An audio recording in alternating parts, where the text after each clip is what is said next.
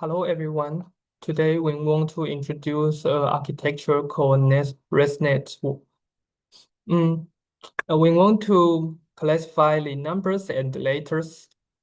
And if we use the easy signal model, it's really hard for us to get good performance in this kind of problem. Since there are some numbers and letters are really easy to get confused. So why do I say this? Let's take a look in the images. There are all the numbers and letters we are going to give our model, and we can take a look at 0 and O. They are look really similar. It's really hard for us humans to talk the differences between those two. And for our model, it's also the same. It's really hard to tell the difference between those two letters. And they are also 1 and L. So we have to make some changes in our model to make our model more robust. So at first, we reshape all the images to 28 times 28.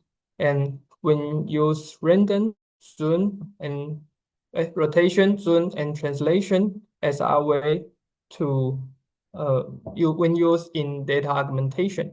Why do we use this kind of information is because if we make our images harder to identify, then our model can be more robust.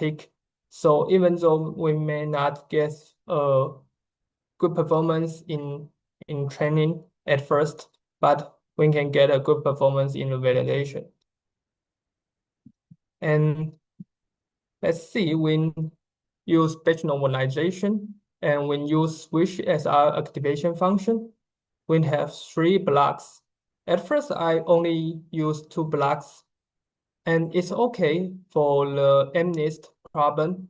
But for the INIST, which means when added the letters, the 2 blocks model is a little bit too easy. So we can add one more and make our model more flexible, and we can get a better performances. And then we use global average pooling and dropout. I only have dropout in block 1, 2, and classify. It's because if we add dropout in the block 3, and it's already 3 times 3, and if we added dropout, it won't give our model enough informations. So I just delete the dropout in the block 3. It can make our model get a better performance. And here's the training process.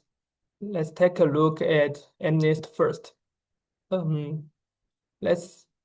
can tell that our validation accuracy is really close to our training accuracy, which means our method do really work, and we don't have to worry about overfitting. Because if it's overfitting, then our training accuracy would get far away from our validation accuracy. And for the INIST, they are a little bit higher, lower than the training. But when use early stopping, so we only use the best validation accuracy in the epochs as our model. So we don't use the last one. So it's okay. And let's just what we see before is just only the process on the in the training process. We have to use the test data set to tell the true performance in reality. And you can tell that for the MNIST and INIST problem, both of them are really close to our validation accuracy, which means our model is really reliable even in the